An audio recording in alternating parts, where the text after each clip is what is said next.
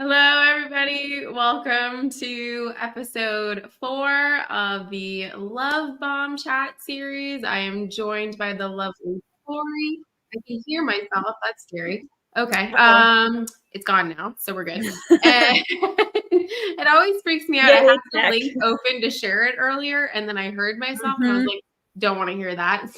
Yep. Hi, Tori. Thanks for being Laura. here. You're welcome. Thank you. I feel like very solid start. Like I've been on your channel now, you've been on my channel, so I'm pretty sure this means that we're official booktube friends. We are. We're very much officially booktube friends. And we've done on Chris's channel together as well collectively. So we're just slowly taking over the booktube space, and it's great. Yes, you were the first to comment. Congratulations and welcome. So if people don't know, the Love Bomb chats grew out of my way of kind of being, hey, I'm tired of all the negativity on the internet and in the world in general. So this is my way of combating that and saying, rather than us sitting and complaining about what we haven't liked reading or anything like that, we talk about all the things that we do like. And it can be books, it can be movies, it can be whatever. It's just a gush fest because it's a love bomb chat. Typically, we start with books just because that's the general thing that brought us both here. I feel like I've read a couple. Yeah, a few. Like a few. Yeah. But it can go wherever the conversation takes us as long as it's something that we like. And that's the best part about it. So I usually ask people, what have you read recently or what are you reading right now that you really, really are digging?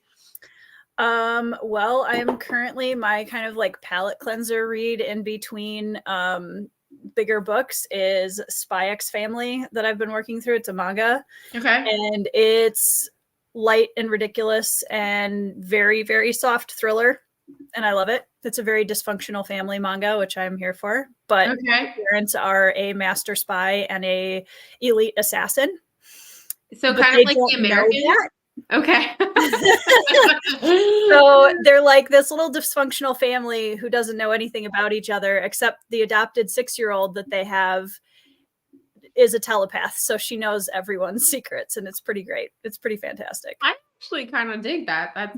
It's really cute. I've just started getting into manga. This has been a new little journey for me, but I have been very basic in my choice in that I'm reading Sailor Moon. Nice.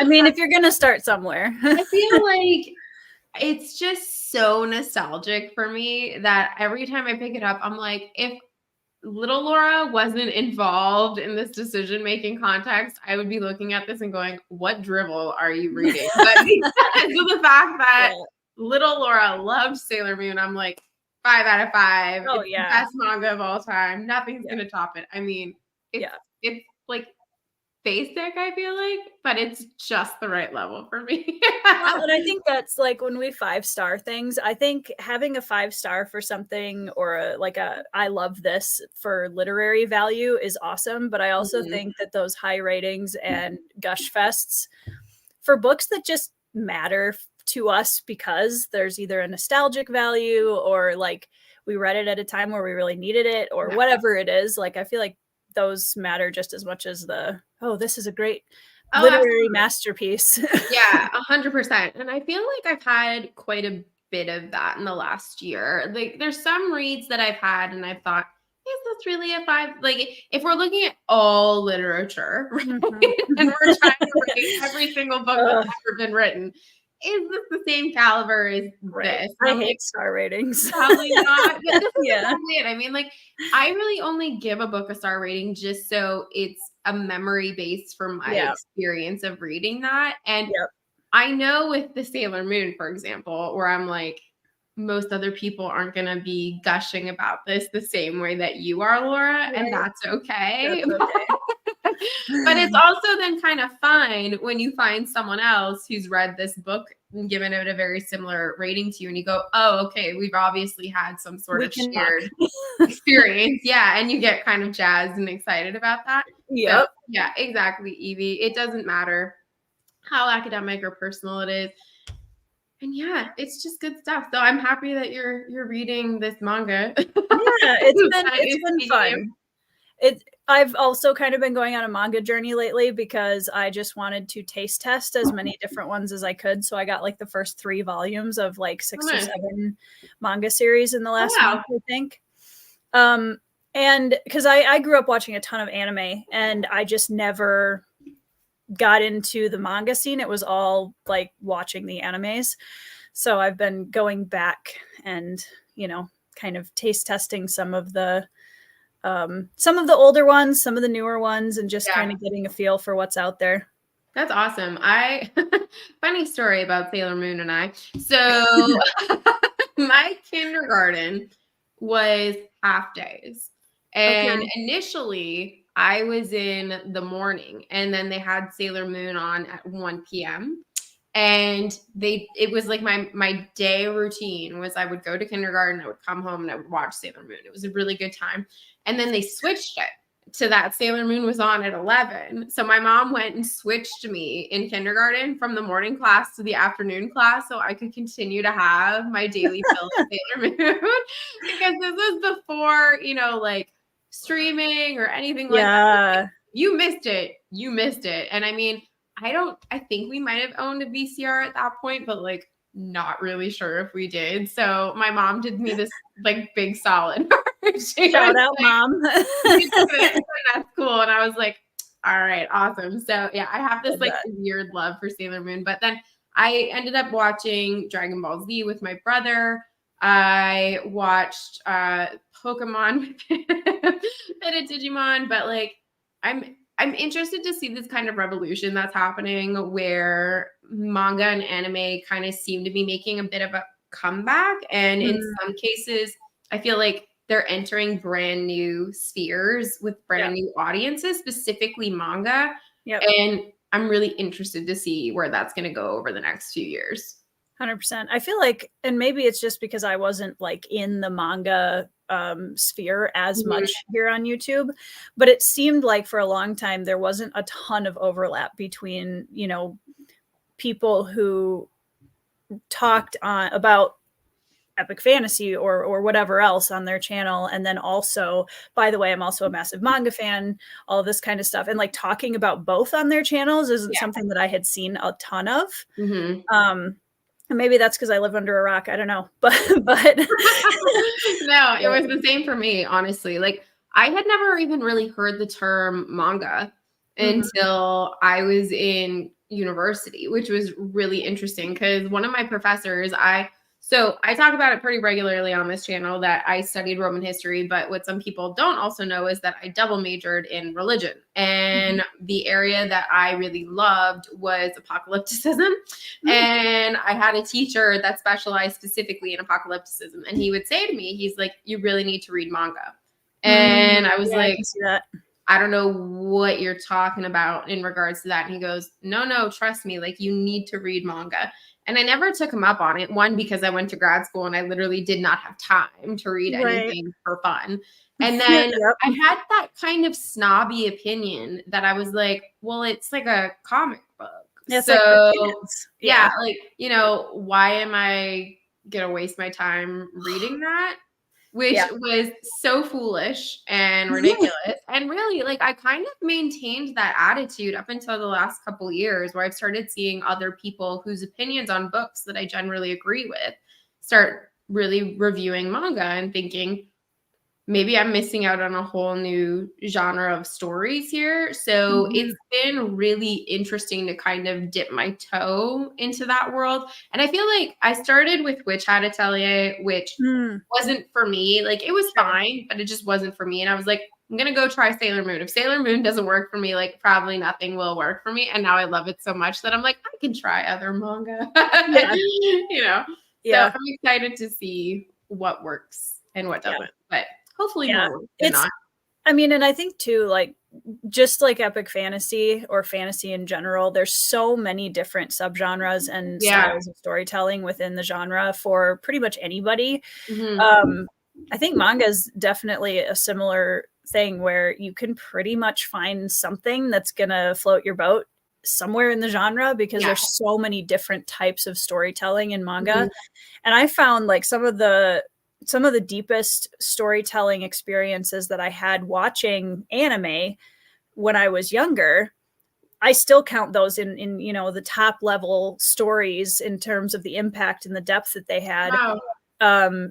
Of all time for me. So like Kenshin's a good example of that. I saw somebody in the comments brought up Oda working on Kenshin. Yeah, I mean, the story of Kenshin was hugely impactful to me as a writer, and still is in a lot of ways.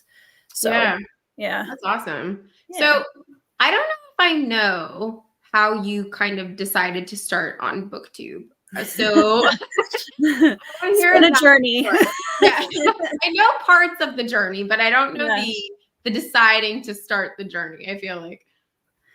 So back in 2019, my best friend, Sarah Ferrari, who runs the channel Sparrow Springs, she wanted to start an art channel on YouTube. And we've always done pretty much everything together since we were 13. And I was like, I don't really have a lot of friends that read the type of books that I do. And that typical, 90% of us on BookTube started that way.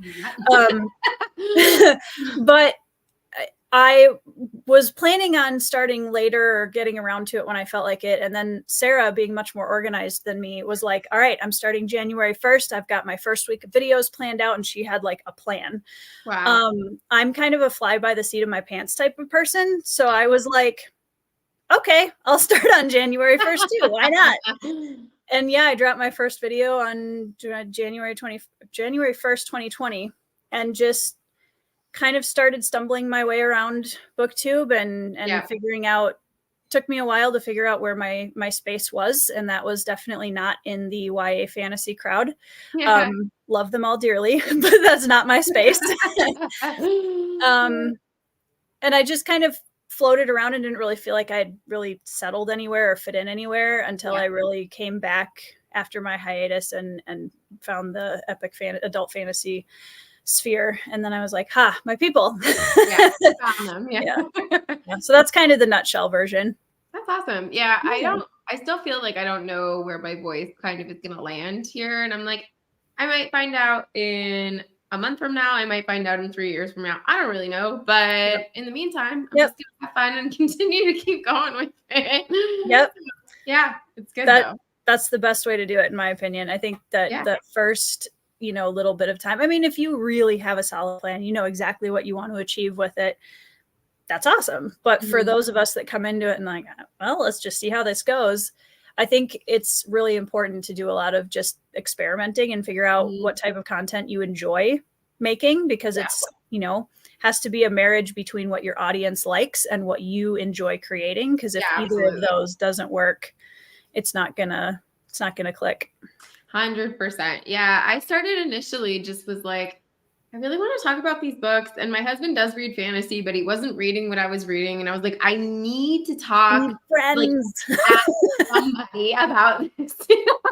Just like, I'm going to talk into the void. And if someone talks back, cool. That's going to be great. Yeah. And I kind of had a general idea of where I was starting, and that I was like, okay, well, I'm going to be talking about Sanderson because I'm going on this like Sanderson binge, and just launched into it and was like, here we go. And it was so weird because I remember thinking like I was so weirded out by being on the internet.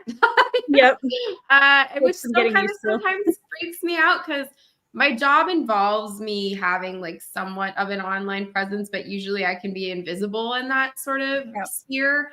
And I was like, oh, this is very face forward, and it's you saying, hey world, this is my opinion, and taking a stand on it and then seeing what happens. And it's been really nice for the most part. I feel like even though I've put out some controversial opinions, I've had mostly really great reception. So it's been really nice. I mean, those controversial opinions, you got to be really careful with those. You might call down the rabid fandoms. I've been very, very careful with my phrasing. I've heard some horror stories and I'm like, I don't have energy or mental space for anything like that. So we're just going to say the least inflammatory thing, and that's going to be it.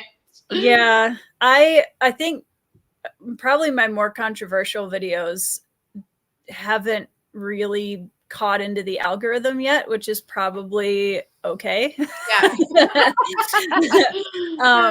I have another one that I'm kind of percolating on right now that I'll probably be dropping in the next couple of weeks here if I can manage it, that I'm very curious to see like the response to it, because it's kind of a topical thing that I've mentioned. I mean, we kind of talked about it a little bit in our One Piece discussion about, I literally want to make a video in the next couple of weeks that is titled "Stop Writing Strong Female Characters."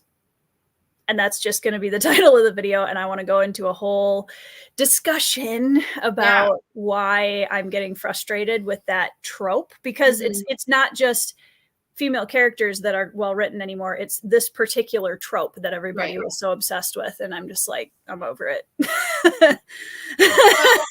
I know for tropes that you do love, you love a motley crew. So I do. Where did that start? What was the first book that was a beautiful turnaround, Laura? That was beautiful. I don't know. I think so. I grew up as an only child and I was homeschooled. And so like I had friends, but I wasn't as like constantly around friends as a lot of people were. And I think I just always kind of imagined the motley crews in the story. This is sounding really sad, but like that was kind of, in a way, that was my way of experiencing that kind of motley crew of friends in the story. And now I'm very lucky to have a wonderful motley crew of cool adult friends who read all of the same things that I do and are also nerds, which is great. But yeah, I've always loved, and I love how motley crews oftentimes bring together people that are completely opposite or very different from each other, and they're still loyal and they're still friends and they still support each other while being drastically different. And I've always really enjoyed that. That's awesome. So were you always homeschooled? Because I thought you met your husband at school. So I was homeschooled all the way through high school, and I went to, I attended college at a private college after that. My husband I met at an honor choir camp during high school. So yes, we met in high school, but not in high school. Yeah, exactly. Not in a building called school. Right.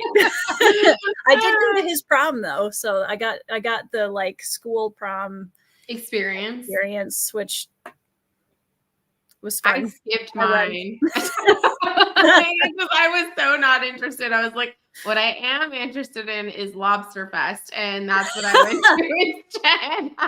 I mean, if you gave me the option between Lobster Fest, it wasn't a tough choice. My parents were like, you could do one or the other, and I was like, it's no question. I'm going to Lobster Fest. So, like, I feel bad now for the lobster, but at the time, it was a great decision. I don't regret it all that much. Yep. So what would you say is your favorite Motley Crue story? If you have, or like, let's say a top 3, maybe, if that's man. Easier. If that's not easy, we can say top 5. I think, there's so many good ones.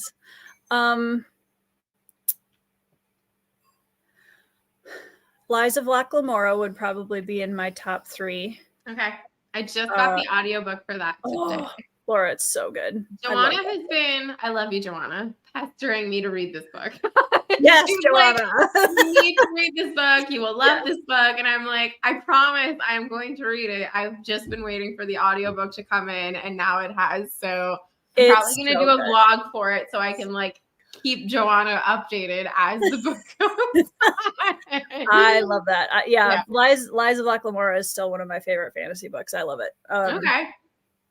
Great motley crew. Very heisty, thievery, kids and coming of age, and you know. Rurouni Kenshin is another motley crew I really love.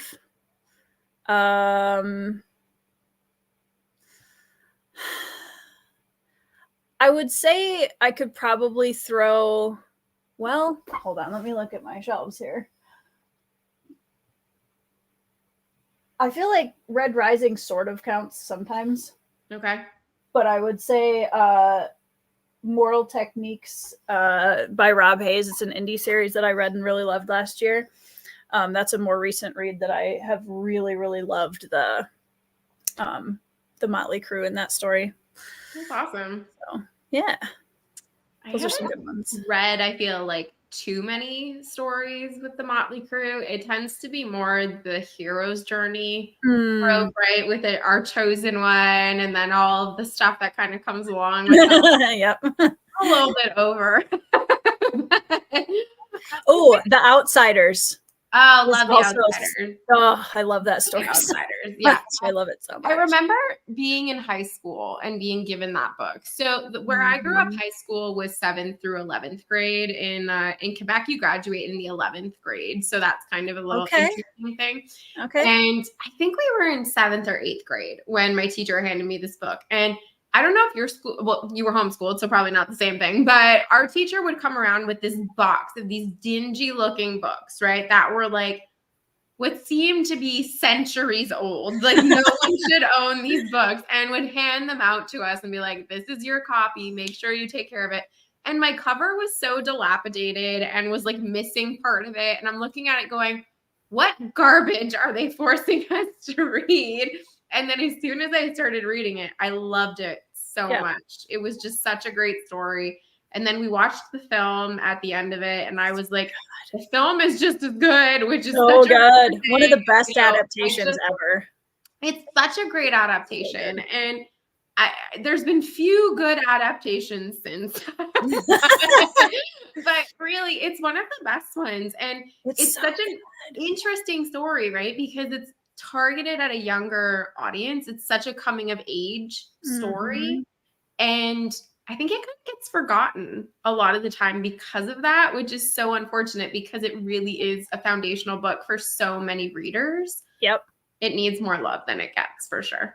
I am actually just scheduled a chat that I'm going to do in early February with Mike from Mike's Book Reviews, because both of us are big coming of age, and we don't have the same YA that a lot of people do. I'm YA in some areas, but in terms of like young characters in fantasy and coming of age and all that kind of stuff, I think those stories are looked down on way too much, or kind of skipped over way too much. And especially the ones that are written very well. I mean, Lies of Locke Lamora is a great example of that in terms of fantasy. I'm glad that as many people really love it as they do, because it's got a great kind of, misfit coming of age theme in there. But yeah, last year I couldn't shut up about The Outsiders. I read it in late 2022. And yeah. Was that your first read of it? Yeah. Because I grew up I watched the movie in high school, and just it's always been one of my favorite films. So yeah, I was like, oh man, I don't know if I love the film that much, is the book going to be? It was kind of the opposite. Yeah, exactly. And it was absolutely everything I was hoping it would be. Oh, I love that, Brian. I feel like you're out of luck in fantasy with this regard, because if you're after 35, you're dead. Like that's pretty much yeah. Unless you're like one of 4 characters in Stormlight Archive. the kind of like grizzled veteran character kind of rediscovering the next chapter of his life. I feel like I feel like even when we look, so when you say grizzled veteran, for some reason, what came to my mind was Sandan Glokta. Like, I mean, I'm sure he's not that old, is he? He's not old at all. I was like, wait.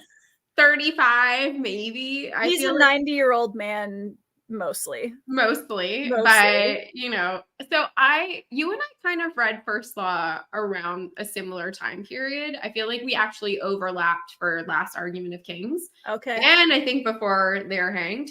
So I've gone back into the universe of First Law. You're still only at the first? I've only read the first 3. Yep.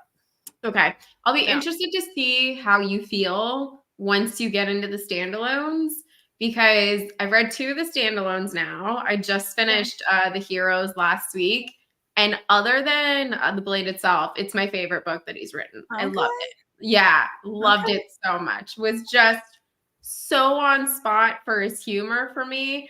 And I'm so excited to get to the Age of Madness trilogy because everyone keeps saying it's so much better. Big step and I'm up. like, how? How? It doesn't make sense to me other than Pharaoh. I'm like, we can improve on our female writing, but I don't know how it's going to be that much better. So I'm really excited to read it. Brian is not the only person who is predicting that The Heroes will be my favorite standalone. I think it probably will be a really strong contender. Well, I've heard it's a motley crew. It is a motley crew of sorts. Yes, very much so. And it's just Abercrombie at his best, because this isn't a spoiler. The whole story takes place over 72 hours. Nice. And yeah, and it's so character driven, which is where he shines so well, that it really, I feel like, is the best example of what he can do, because it's such a condensed time period that it's just all character work. Yeah. And he's just a master at monologues, right? Like internal monologues. And I feel like it was on full display in the Heroes. So I'm so excited for you to read this book. I'm excited. Yeah. I wanted to take a break after reading the first 3 books because of where I left things with Last Argument of Kings. Our date did not go well. Just leave it at that. I get it. But I am actually really excited to go back into the standalones. Maybe I'll get through at least 1 or 2 of them this year. We'll see. I'm trying really hard not to plan my 2024 as much as possible. It's not going super well at this point. I'm working on it. Yeah, I hear you.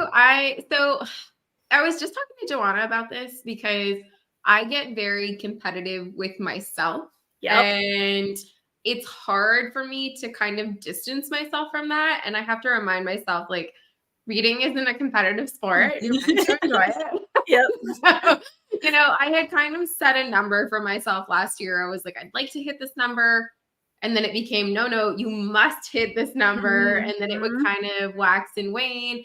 And then at the end of the year, I was like, I'm going to set a tentative number for next year. And then as soon as January 1st hit, I was like, we're in it, and like, it's go time. And I was like, slow your roll. Like, you need to just chill out and slow your roll. So I was like, okay, what are some books that I genuinely want to read? And my husband and I made a video of the series or books we were most excited to read for 2024. And I was like, I kept going on about First Law. I was like, I really need to jump back into that world. And I had started Best Served Cold last year in June or so. And it just wasn't vibing with me super well. And I was like, I'll get back to it. It's fine. I did. I enjoyed it because I read the first half in half in physical form. And then I did the audiobook with Pacey for the second half. Highly recommend doing all of these books via audio because he's just so great. But when you do come to reading Best Served Cold, I really encourage you to do it via the audiobook more so than in physical format. I just think he makes it such a good experience. He's so good. I've listened to a bit. So my husband mostly does audio because he works from home, and so he can listen to audiobooks while he's doing data entry and whatnot. And so I usually read the physical volumes and he usually listens to the audiobook whenever we do the same. And he played me a little bit of Blade itself, and I was like, that's really good. And I'm starting, I'm working on developing my audiobook abilities. That was me last year. 100%. It's going okay, actually. I'm optimistic. I will say I hated audiobooks until Pacey. Like, I physically read The Blade itself and Before They Are Hanged, and then I had a head injury during the middle of Last Argument of Kings, and I was like, I'm going to listen to it because I was halfway through the book, and I was like, I need to know, like, what's happening. And was so upset about the prospect that I was going to have to listen to it, heard Pacey's voice, and was like, I need to go back and listen to him narrate all of these books because he does such a phenomenal job of making it seem that there is a whole cast there, not just himself. And he gave characters aspects to their voices, which made perfect sense that I hadn't thought of myself, like giving Glockta a lisp. I was like, is perfection. So now whenever I read anything about Glockta, I hear it with the lisp and I'm like, oh, that's so much better than what I had initially put together in my head, which is funny because I used to be very much of the opinion that I didn't like another person's voice competing with my internal voice. Because sometimes, and even still sometimes, I'm like, oh, they said that wrong. Even though realistically, I'm probably the one saying it wrong. It's just, it's that little headbuttingness where I'm like, no. You don't get to tell me what this character sounds like. No. Well, it's funny because I listened to a couple of audiobooks last year, and I did actually I think one of the first ones. Did I read that in 2022 or I don't even remember what is a year? I listened to Wuthering Heights on audio a while ago, and I specifically chose to do that because I was like, my husband really wanted me to read the book, and so I was like, okay, I'm going to listen to the audio because I saw that Joanne Froggatt had done a reading of it, and she, for anybody who doesn't know, plays Anna in Downton Abbey, who I love her to death. And I was like, okay, if anybody can convince me to love and listen to this audiobook, it's Joanne Froggatt. And she was amazing. She was beautiful. So that was good. And then I've listened to a couple of Dungeon Crawler Carl books this last year, which was a big switch from Joanne Froggatt. Jeff Hayes is incredible. For all of my issues with the story in general, like Jeff Hayes' performance of Dungeon Crawler Carl is absolutely incredible. He's awesome. So good. He's so good. Yes, I know Evie's in the comments. Hey, I was nice. Is Wuthering Heights not for you, Tori? No. That's fine. It's not for me either. I'm sorry, Evie. We love you. I can, and Evie and I've had an entire conversation about this on BookTube, but I can really appreciate what Evie likes about it. I can appreciate everything she brought up about it. I can completely appreciate it. Just for me personally, was not. Evie's just gonna leave the chat. I'm so sorry. Evie has left the chat. That's the thing. Evie is so good, and I love this about Evie. I mean, you could just put a period at the end of that. Evie is so good. Period. But really, I love that she will find something about pretty much everything and be like, this is what resonated with me. And even if you don't like it, this is what I loved about it. And we'll still talk to you about it in a non-frustrating way. I'm still, having read both, I'm still in Team Jane Eyre. That's sorry. Sorry, Evie. That's fair. I think you and I talked about this a little bit when I was on your channel, that I'm not super into the classics. We did talk about that. Which is such a bummer because I have not been around for her Sanderson rants. That is true. But we went to Barnes & Noble the other day. We took our kid who's 19 months because I was like, I need to get out of the house and she needs to get out of the house. And it was delightful because she ran around the store and was super excited about books. But whenever you go into Barnes & Noble and they have those beautiful classic editions, I'm like, I don't like these stories. So I'm like, the books are so pretty, but I can't justify buying them because I'm never going to read them. Like, I'm just not. And it's interesting because I'm getting to this point now where you, I believe, also are not a really big DNFer in that, or you weren't maybe, but I just DNF'd a book for the first time last week. For the first time ever? Yeah. I have put books on pause, but I've always come back to them. And how are we feeling? First enough, and I was like, this feels so uncomfortable. And then very quickly got over it and then DNF'd another book within like 2 days. I was like, oh, this is so liberating. It was really awkward for me at first. I was like, oh, like, I don't know how I feel about this. But yeah, I feel like I'm starting to get a better handle on what it is that I feel I'm going to really enjoy and what I might not enjoy. And it's made my reading experience over the last year really interesting because I came back to reading with many years space between it and I, in the sense that I had done primarily academic reading, and so much has come out in the fantasy sphere and sci-fi sphere in the last like 15 years that, to put it in context, like the last time I was really reading fantasy is when A Dance with Dragons came out. Okay. So it's been a hot minute. And I was like, oh, there's so many books out now that I just don't know the authors, the stories, the premise. And last year I felt really was a test drive for a lot of my likes again. And it was really interesting this past week, just being like, no.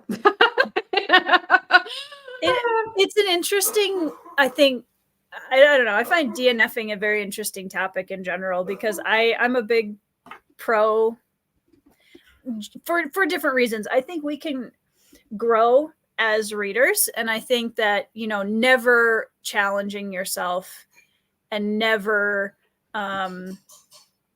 you know, never stepping outside that comfort zone of reading isn't necessarily good either. So being like, I'm going to DNF anything I immediately don't like, I don't do that. But at the same time, I know that there are certain storytelling styles that I can appreciate their existence and that this really works for a lot of people. But I just know that this, like, if you hand me an epic fantasy book where the characters are literally walking through trees for 500 pages, or if a certain unnamed fantasy authors describe their magic system for 500 pages, that's just not my scene, you know, and that's fine. So I completely get it. Yeah. And I mean, there's certain content things that I will DNF immediately for. Yeah.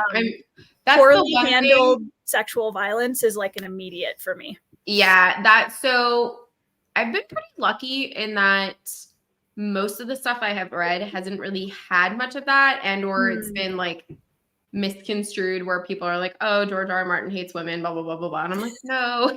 But that's fine. I'm not going to have that internet argument with you. But what's his name? Terry Goodkind. My husband read two of his books, and he got to this point in the book and he was like, nope, and told me about it. And I was like, yeah, I'm never going to read that. You know? And it's like stuff like that. But then there's other series where I know people that are very much of a positive opinion of that series, even though the protagonist is terrible. And I'm like, you go read that. That's awesome. I have no desire to read it. Yeah, but it's just, I know stuff like that, like I'm not really going to waste my time with, but it's been more interesting in the sense of just narrowing down what parts of fantasy I like and what parts of fantasy I don't like. And I'm with you on the over describing magic because I find it to be very tedious. And I've also realized that I don't love battle sequences, like prolonged battle sequences, which is hilarious because the heroes was mostly fighting. And I thought send them all my way. Yeah. I think too, in part, it's very dependent on who writes it. So like I realized that I don't love Sanderson's fight scenes, but I love his storytelling. So I'm like, I'll put up with this because I love this so much more, right? And then simultaneously with Abercrombie, I'm like, you can do whatever you want. just write it. I'm like, fine. Anything you want to tell me, I'm here for it. I'll listen. And I think at first I had kind of the misguided, hey, Joanna, I had the kind of misguided belief about myself that I just liked fantasy books with a lot of action in it. Which is still true. Like Red Rising is one of my favorites, not just because of that, but a lot of my favorites, there was a lot of really high intense stuff going on. And then I read Long Price Quartet last year and basically gave it 5 stars across the board. And I was like, Okay. Yeah. Okay. Yeah. So, I mean, I think, and again, Long Price Quartet, I think is a example of, and I've said this ad nauseum, but I feel like that one was a big eye opener for me in terms of how much I've grown as a reader in the last few years, because if I had read that 2 to 3 years ago, I might have DNF'd it. Yeah. Because it just wasn't, hooking me right away. And I think that as I've expanded my reading and tried different things and, stepped out of that comfort zone a little bit, I'm appreciating different styles of storytelling a lot more now than I was when I started BookTube, for sure. Oh, yeah, definitely. I love that, especially too, when you can go back to a series and you can appreciate different aspects of it that you didn't catch the first time. Mm-hmm. And yeah, I completely get that, because when I really transitioned into adult fantasy, I was reading YA and then jumped into A Song of Ice and Fire and loved it from the get-go. I was like, yeah, it was weird because I had never really read anything like it before, but I was so immediately immersed into that world and storytelling, and his prose was just so excellent. And I don't normally care about prose, and I had never cared about prose until that point, like out of an academic setting, and was just enamored with this world and remembered thinking like, this is what I want to read forever, and nothing else. Right. And really at that moment shut off my brain to YA. I was like, YA is done. Like, I'm kind of over it, and I'll just keep moving forward with adult fantasy. Yeah. And I found that was really challenged when I read Mistborn, because I was like, what are you? Like, it was a really awkward moment for me, where I was like, some parts of me want to categorize you as YA, and then other parts of you are so not YA. What the heck are you? Yep. And I was so confronted while reading it, because I was like, I'm enjoying this, but also very confused as to why I'm enjoying these things that I normally don't enjoy. Yeah. It's just been weird, like rediscovering things about myself. And then last year I went back and I read a few YA stories, which I hadn't done in a really long time. I went and I read the Grishaverse, and I read the Grisha trilogy, and then I read Six of Crows, which I loved. Six of Crows. I love Six of Crows. It's such a great story. It's so good. Motley Crue, like super fun. Oh, girl, you are going to love Lies of Lucklamore if you like Six of Crows that much. So fun. Super enjoyed it. But then I read the Folk of Air one or whatever by Holly Black. I got through, sure. Yeah, I got through those first 2 books, and I was like, I think we're done. It was kind of just palette cleansers in between, like Stormlight books or Wheel of Time books and stuff like that. And I was like, no, there's room, for all of these different things. It doesn't necessarily have to be, oh, Joanna, don't worry. We talked about this earlier. About that. You just weren't in the chat yet. And Warlord Chronicles, it's also on the list. But it's been fun to realize that maybe it's not a whole genre necessarily that I don't like and love. It's really just aspects of that genre. And that's been really fun to just discover all these things about myself as a reader in the last year, which I love. It's great. It is really helpful. And I think, part of that you can only do as an individual, and part of that is incredibly boosted by being part of a community where you're exposed to a lot of different ideas and a lot of new stories and different perspectives on those stories. And I think it just helps you settle in on, okay, this is who I am as a reader, not necessarily that I can't ever enjoy anything else, but I know for the most part, and I saw Britton made a comment about it in the chat. And I do feel like now I know pretty much what I want out of a story, and I know that I'm open enough to find new favorites, but I also am pretty solid in what I know I like and don't like. Exactly. Well, I'm excited now after you've said that Lies of Lucklamore is very akin to it's Six of Crows on steroids, and it's fantastic. So that's going to be great. I picked up Crooked Kingdom not long ago, so I can finish that storyline as well. So I'm excited to do that. But yeah, it's been fun, you know, like I love discovering new authors, and I'm trying to not get caught up in reading only Sanderson right now, because it was a lot of Sanderson last year, and I'm like, there's a lot of other people that you need to read. But you're doing read your shelves this year, right? Like that's your goal. Yes, I'm cutting down.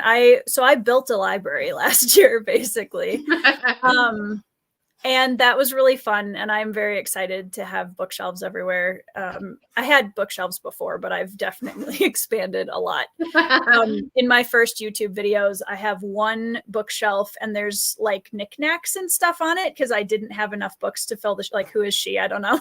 Yeah, exactly.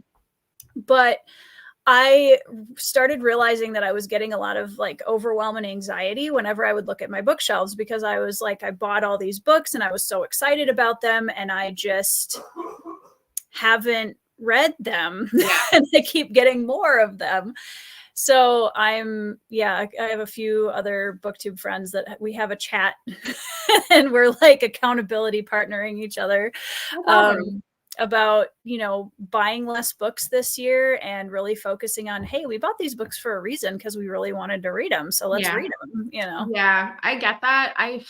It's so weird though, right? Because like, you just want to have them. Yes. You're just pretty. It's so hard. Yeah. I mean, my first video, and I've talked about this, is me in front of like my black IKEA bookshelf in my basement and just being like, hi, Void. I actually wore this sweater in my first video. Like, it's like, throwback, you know, and just being like, hey, these are my little collection of books here. And at that point, I feel like I owned more academic books than fantasy books. And I was like, no, we need to rectify this. And then just like went to Barnes and Noble with my kid in her stroller, and it had one of those bottom compartments. And I was like, it's all filled. I got a Barnes and Noble card. Everything was on sale because it was like right after Christmas. And I was like, this is a great way to spend all of my Christmas money. Excellent. And then it just went out of control. See, but now I would love to see like the fantasy bookshelf backdrop that we all have, but with academic books. I feel like that would be really funny if it was all just like a little bit. I mean, it's right around the corner from me. So it's so close by. But yeah, it's just different. But I love actually collecting books now, which I'm finding to be slightly problematic. Because I'm like, running out of space and also dollars. So like, well, and the other problem we have as fantasy collectors too is that, you know, I have bought a whole bunch of you know, like translated fiction, regular normal people genre books. And then we have these. So this is part of our problem. Like, not only that fills up a shelf a whole lot faster than this one does. And so we have all of these big books. So really what needs to happen is that fantasy authors need to start writing books that are like 120 pages long. Because that would help. Yeah, I get it. You are a writer, and which I admire so much, because I'm in the process of hopefully finishing up my book very soon. And it was one of the things that I initially set out with. I was like, it's not going to be 500 pages. I was like, it's going to be a shorter book. And I was like, I love me a long book. I love a series. Like, I love it.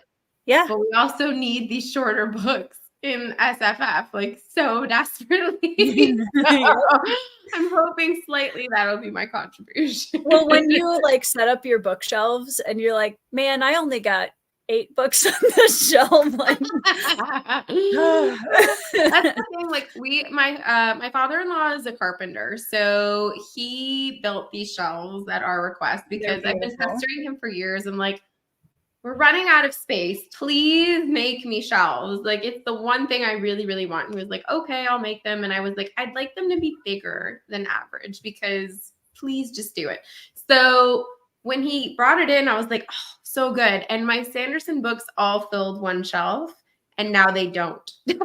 I'm like, oh, this is now getting to be that like awkward thing where I'm like, oh, some books will be in different places, and it's just like the little part of me that it wants it all to be aesthetically perfect.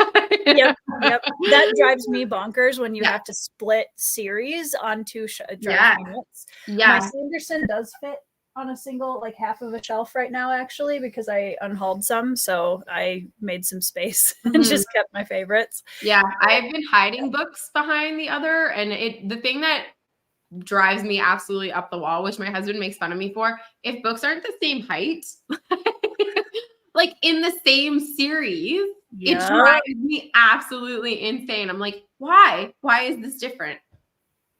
Yep. I just don't understand, Tori. I don't understand it. Don't know. I can't help you.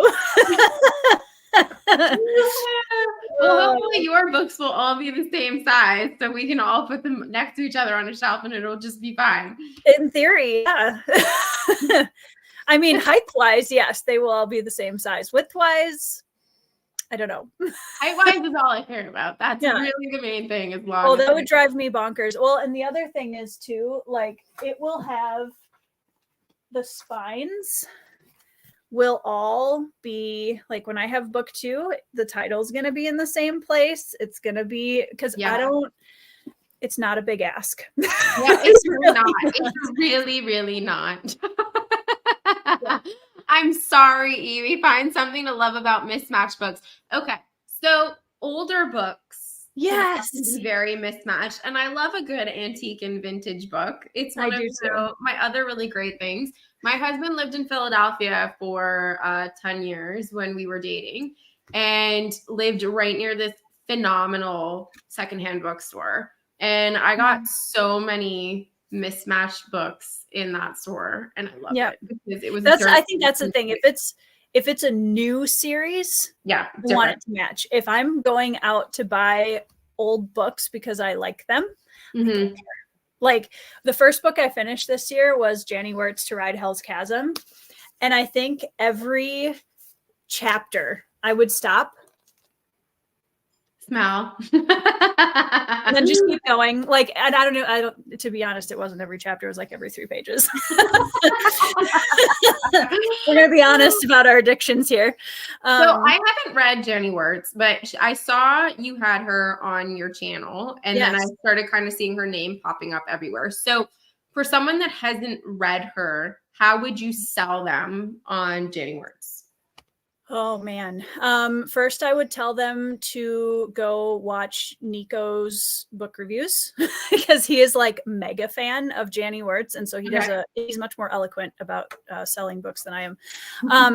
Janny is the type of person, by her own words, that doesn't write the same story twice. So there's different entry points for different types of readers. Okay. From To Ride Hell's Chasm, which is the only book that I've read of hers so far, she writes with one of the greatest commands of the English language I've ever read, but doesn't sacrifice character for prose, which is something that I have found in the past with authors that get kind of purpley with their prose or a little bit more rich or dense, that oftentimes I kind of lose the characters in that. And her characters are so prominent through that prose, which I really was impressed by. Because I think that would be really hard to do. Can't relate, but because I'm such a character-driven reader and writer that I can't, if I can't see the characters through all the detail, I'm not going to enjoy the book. That's something I know about myself. Like I don't care how beautiful your world is. I don't care how developed your magic system is. I don't care how beautiful your prose is. If I can't find your characters and invest emotionally, I don't care.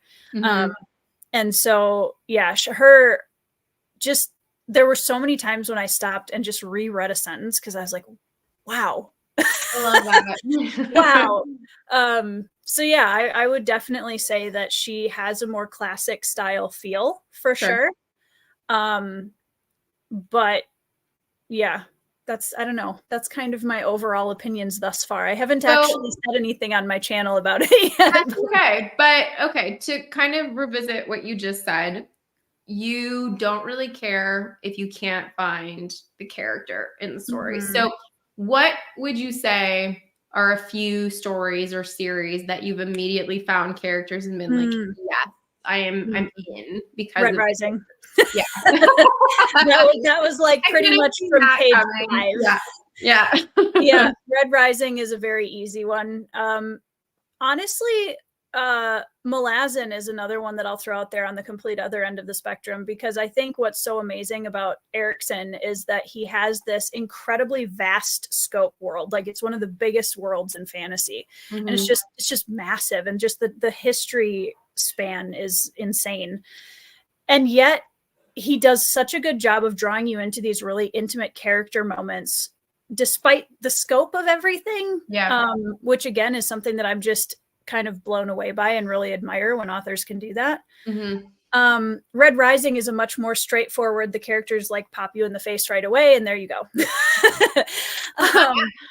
And Pierce Brown has a very straightforward writing style that I really love. And it's just kind of like your heart's on your sleeve the whole time. And it's all out in the open, kind of metaphorically. Yeah.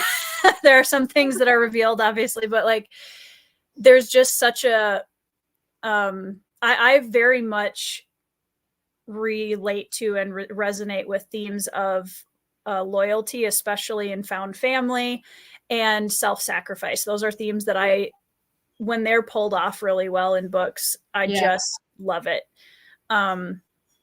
Me too. Yeah, Red Rising is amazing for that. Like, that's really what I love so much about the series so far. That's awesome. So yeah, that's kind of an easy answer for that. I think there are others. Lies of Locke Lamora is some fantastic character work. Okay. And dialogue. Oh my gosh, nobody writes dialogue. If you like the dialogue and monologue that happens in Abercrombie. I keep getting yelled at about that. I'm not gonna correct you. It's fine. Do what you want to. I got corrected on 2 of my 3 vlogs. Somebody was like, it's Abercrombie. And I'm like, sorry. But if you like that about Abercrombie's First Law, it's not the same, but there's kind of a similar kind of flavor to it, I think, in Lamora. That's great. Yeah. I love that. I look forward to that then. I have to laugh because Joanna and I are going to be like breathing down your neck until you read it. You realize this. I got it today, guys. So well, let's go.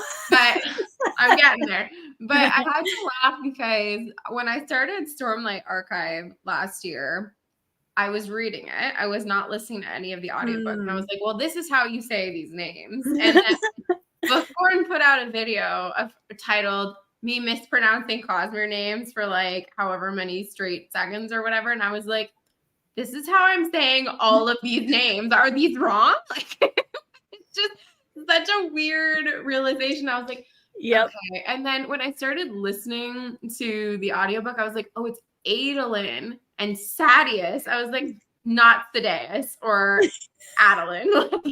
I was calling them, or Shallon. I called him Adeline for a while too, and then I was like, oh, it's Adolin. Whoops. Right? Yeah, and I was like, Adolin. And like I had to, when I was started to talk about it, I was like, I know people are gonna come at me. So I had like little reminders in front of me. I was like, A/Dolin. Like, you know. Yeah. He is my favorite Stormlight character, by the way. He is mine too. Oh my gosh, I love him. Underrated. So yeah, he is. I like to describe him as, I think I was telling Joanna this a couple nights ago. He's like a golden retriever in human form. And I love him so much for it. Like, so good. There's a type of character that I always really love. And I have lovingly referred to them as the teddy bear assassins. Yes. Adolin is a teddy bear assassin. I agree wholeheartedly. And Tom Orange, who's in the chat here, or was in the chat here a minute ago, he and I had a conversation last week about theorizing Cosmere stuff going forward. And we each have different expectations of Adolin, but we both think something big is coming for him. Mm-hmm. And I'm just so excited because I love him so much. And it's funny because in Way of Kings, I really disliked him. I disliked no he's a brat. He's a brat in Way of He's Kings. a total brat. But no one was worse than Shalyn by like leagues. She was the worst. Maybe Kaladin, but whatever. And that book, I have so many issues with that book. But then love bomb, Laura. Love bomb. Yeah. Anyway, so but in Words of Radiance, all my perspectives changed on all these characters, which was something that I really found so interesting because it's rare when I do such a 180 on a character, and not just for one character, but multiple characters. And I feel like that was the intention, right? Like the whole thing is journey before a destination. Chris, you have thoughts about this, and I know. So, but I'm hoping you'll read it because really, it's so worth it just to read Words of Radiance because it's such an amazing book.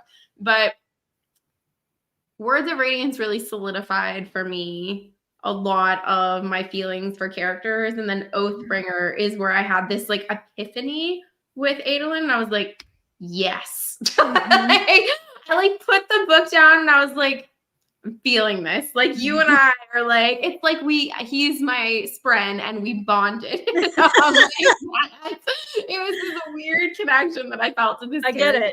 Which typically when I think about characters that I really love, like books that have pulled me in with characters, like for you, Red Rising and stuff like that, which is great.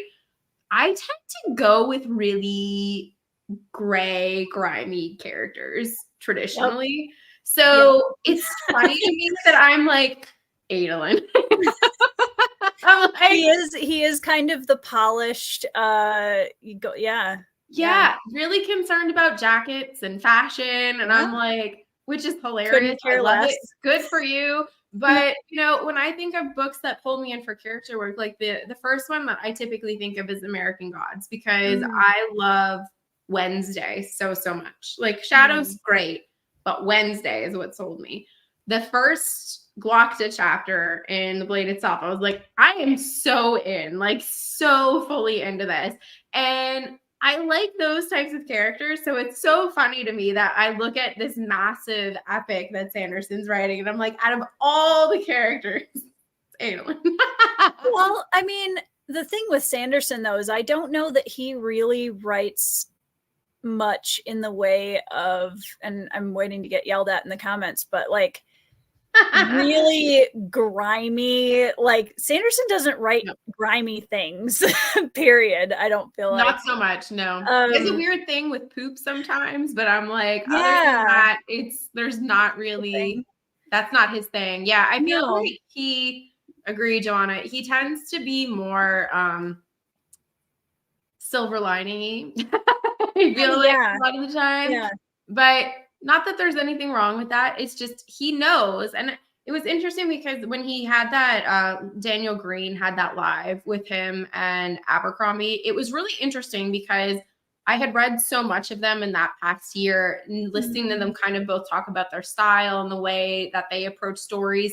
And what Sanderson was saying, his books really started getting more so published after a Game of Thrones was on television, and they kept saying to him, you know, we want something like a Game of Thrones. And he's like, well, I don't write that. So, but Joe does. Abercrombie.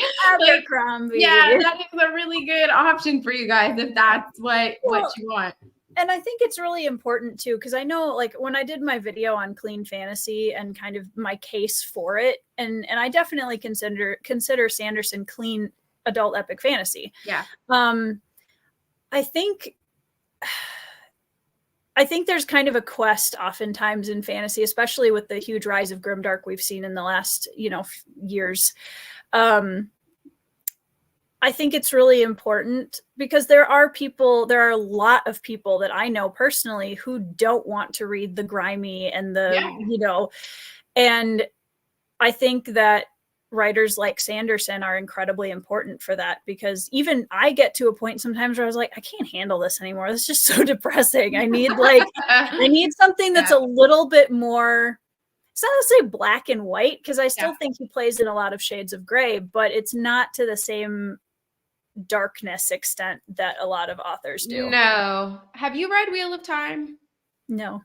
Okay. So I found that for Wheel of Time, that it was very black and white. And I know people love Wheel of Time, and I love that they love Wheel of Time, and I like aspects about Wheel of Time, but I really do like living in worlds more so where the characters are heavily nuanced and flawed, just because I feel like it enriches the world so much more, because it's so much more akin to our world, right? And I feel like that's something that I learned a lot this past year too, that, and I think it really, you brought it to light with me when you did your keep it or drop it or whatever with me with low magic or high magic. And I was like, low magic, I want to keep low magic. And I was like, oh, interesting.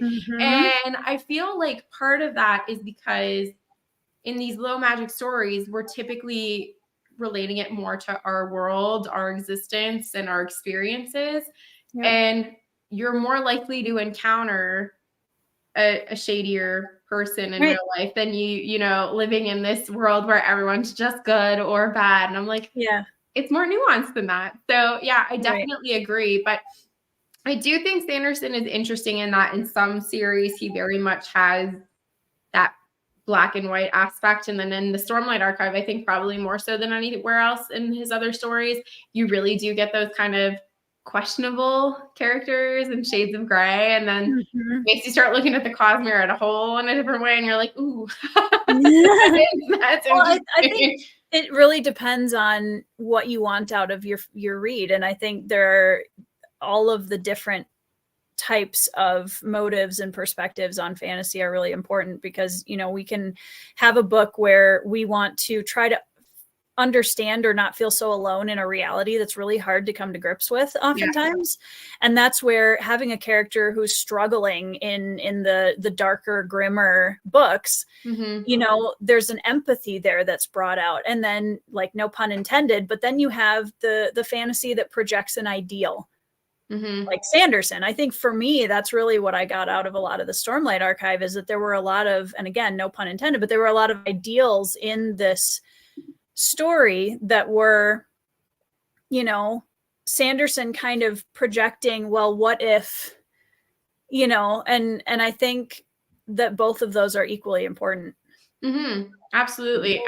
This is kind of what I've loved about the development of fantasy in the last 15 years, is when you and I were probably, I think we determined we're like a year apart in terms of our age. You know, if we're like 10 and 11, really the option that people are talking about are Narnia and Lord of the Rings. Like, those are your two options, right? Which are both great. Both great. Not saying ill about either of them, but you really didn't have much variety in the fantasy space. And now you walk into a bookstore and you go, there's romantasy, there's grimdark, there's YA fantasy, there's high epic fantasy, there's historical fantasy, like there's fantasy. There's sci fantasy. There's literally every subgenre of fantasy. And it's delightful because you can really hone in on what it is that you like, or you have this smorgasbord and cornucopia of subgenres to choose from and go, I'm going to have a dash of this to go with my side of this. And it's lovely. Exactly. So, Evie put that much more eloquently than I did, but yes, exactly, Evie. I mean, exactly. It's very, very true. And it's been really great to see that. And you're a part of this really flourishing indie community now, which is just continuing to grow each year, which is awesome. And we're getting so many new stories that previously would not have been available to us. And it's allowing people to connect more. Like, we're living in a time period that's so interesting for writers, publishers, because we have that ability to connect with people in a way that we didn't previously. That it's just been such an interesting experience to view it from an outsider's perspective. Like, I look at it and I go, I'm like, Tori is interviewing well-known authors on her channel. She's having self-pub people on her channel. That's awesome. You know? Sometimes at the same time. Exactly. You know, like, that's absolutely nuts. And this is exactly it. It's in its infancy, and it's going to be so fascinating to see what it looks like in the next decade, right? 100%. Yep. Especially what fantasy as a whole is going to look like in the next decade, because I just feel like it's going to just keep branching out into these new things. And I'm so excited. Yeah. I mean, I love that now more than ever, you can find something for everybody. You know, there's, if you can think of a story that you want to try and read somewhere in the fantasy sphere, whether it's trad or indie, you'll probably find it somewhere. Absolutely. Which is cool. And I think people are feeling a lot more liberated, I think, through fantasy to explore a lot of different themes that, you know, like Daniel mentioned earlier, you know, you can handle really deep themes in a variety of different vehicles through storytelling. And, you know, for Sanderson, obviously it's a little bit lighter, but you really get none of them. I don't feel like fantasy in general, no matter what style the writer is using, shies away from those deeper themes. And that's something that I think our genre has that I really love, is that we're just like, yep, we're going to go straight for those themes. And it's just going to be told in whatever individual style it happens to be. Oh yeah. This is why I find religion so fascinating in fantasy, because I always laugh when people are like, well, fantasy is not real. I'm like, well, obviously it's not real, but like, isn't it though? Isn't it though? Because when you look at fantasy worlds, even low fantasy worlds, there are very deliberate and intentional choices made. And in high fantasy, we almost always have an established and organized religion, if not multiple established organized religions. We have cultures, we have different races of people, language. And in low fantasy, we see that too. Like Joanna and I, along with Josh from Red Prairie Books this year, or last year now, we read The Lions of Al-Rasan. And it's historical fantasy, and it's based on medieval Spain, and the ties are completely there. But I'm like, he's created his own religious systems that are in place. Like, these are fully fleshed out and developed worlds. And like, even in a fantasy series, when that's not there, that's a deliberate choice. And I'm like, oh, we have a society without this. What does that look like? And I think it's just so impressive that people can sit down and say, I'm going to create this whole world from scratch.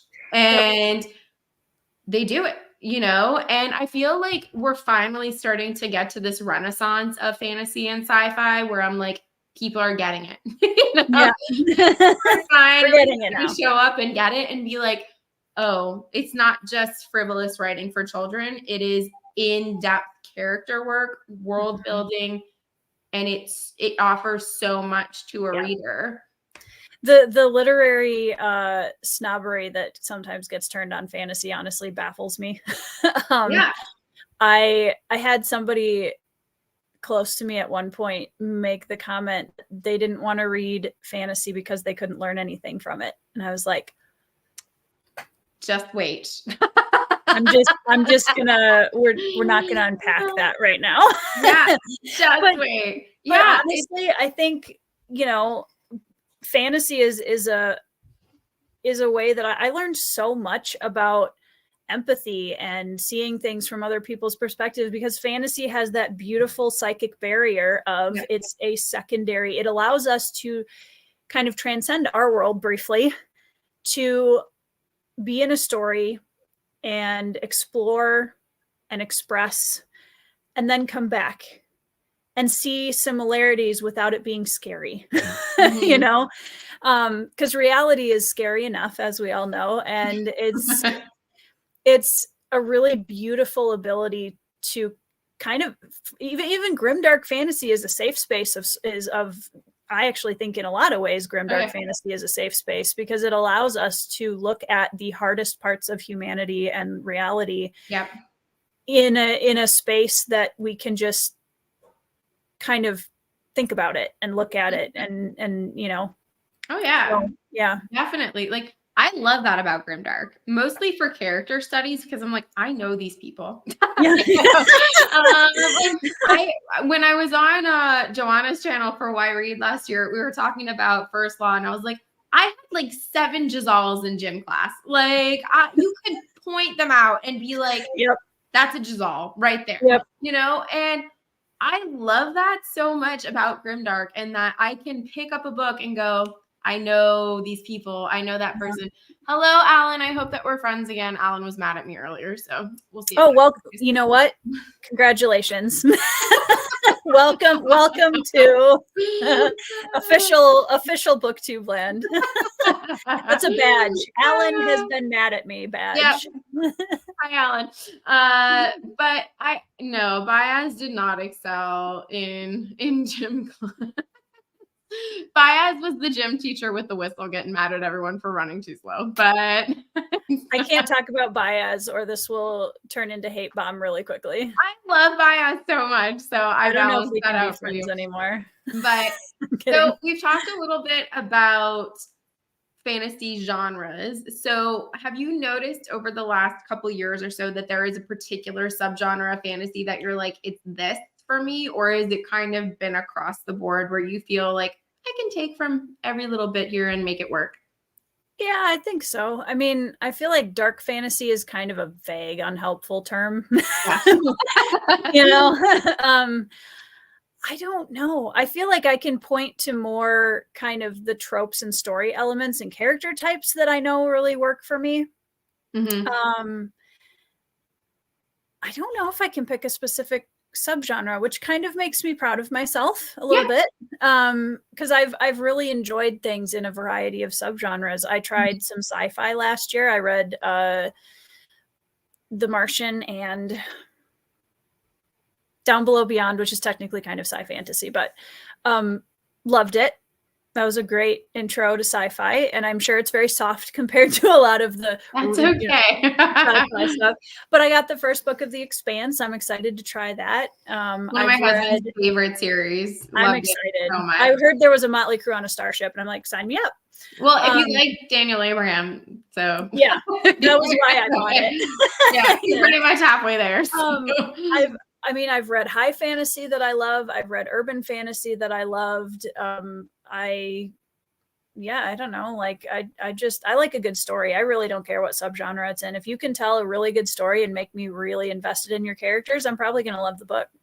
Yeah, I kind of feel the same way. And it's been really nice. I've kind of shed this idea and identity over the last year. Hello, Jimmy. What subgenre of fantasy I need to read. I'm like, it's fine. Just read the book. Cool. It's fine. Yeah. And this year, I really wanted to even pull that back further because last year I did this experiment where I did not read a blurb about any book that I read. Okay. I went in completely blind to every book that I read. And I had heard a few things about some books. Like I knew Circe was a mythological retelling and stuff like that. And Mistborn, and I had heard a few things. I was like, okay, there's Mist, and like these people that jump around with stuff. I feel like that's not a massive spoiler. Not a big spoiler, and they wear these cloaks. Cool. So like, fine. But it was a really fun experiment because it really took that aspect of judging a book by its cover, judging a book by the back blurb, and really just allowing myself to jump into a world and be like, does this world work for me? Yes or no?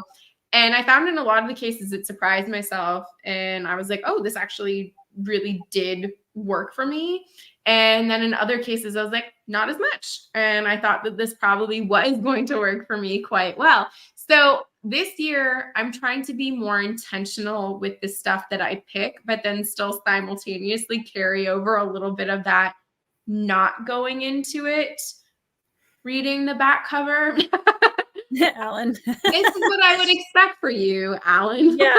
I would not expect it for you. That's way too unhinged for Alan. Yeah, it's unhinged. Unless it's a continuation of a series you're already in, which makes perfect sense. But it just was a really neat experiment because I looked at all of these books that people were talking about on BookTube and I was like, I'm just going to see what y'all are reading, see if it works, and go from there. And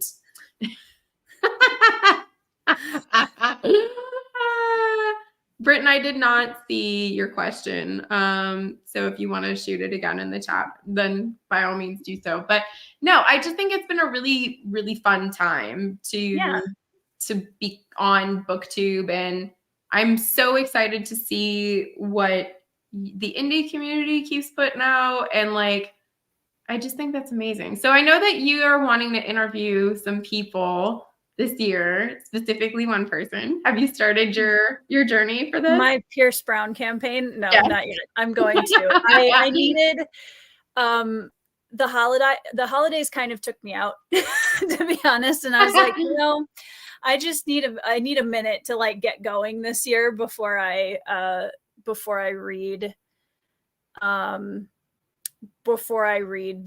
or before I start reaching out to him and actually start focusing on that.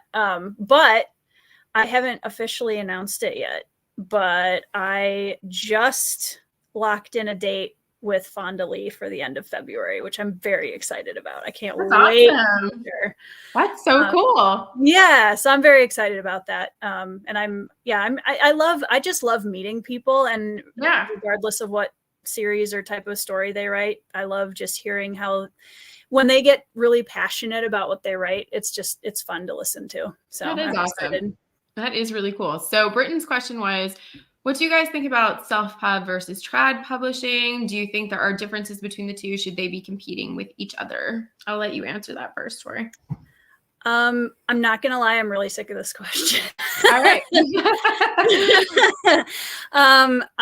Evie, this is supposed to be about I agree, Evie. I don't think there should be a versus. I think that's really ridiculous. And I think that both indie and trad pub can put out amazing and not so amazing books. And I think that I just love to read well-written books from authors who are passionate. And that's it. Honestly, Evie, my answers would be the same for both of those questions. Yeah. I love authors who are passionate. I love stories that are well written and have great characters. And I find that in both spheres. And I love the fact that we're moving towards, I think, a much more osmosis version of the industry. And I'm very excited to see that continue to happen, because I think that seeing authors come together regardless of how they're publishing, whether it's hybrid, trad, indie, what have you, and just talk about books, and because they're all passionate about it, is something that I really love to see. So that's my... I agree. I also, for me, I think the thing that I love about traditional publishing is that we're getting our big epic fantasies a lot of the time through traditional publishing.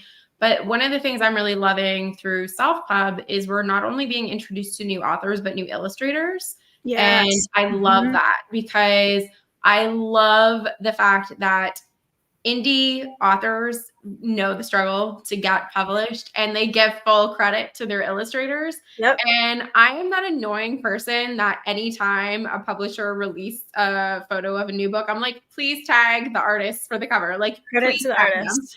So I love that we're getting to not only experience new stories, but visually we're getting to experience new stories, because there's so many phenomenal artists. And I love that we're getting to see that.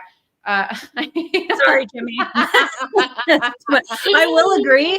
There's altogether too many books. I can't keep up. So if everyone could just chill, that would be too much. Anyone who's going to sit down, it's not your turn. There's a queue here, and it's too much. But no, I love that. And it's been really fun just hearing people's experiences as to how they've kind of come to their story and come to their publishing journey. I watched, it was a year ago, I think, but it was with, I never know if it's Cahill or Cahill, Ryan. Cahill, I think. Sure.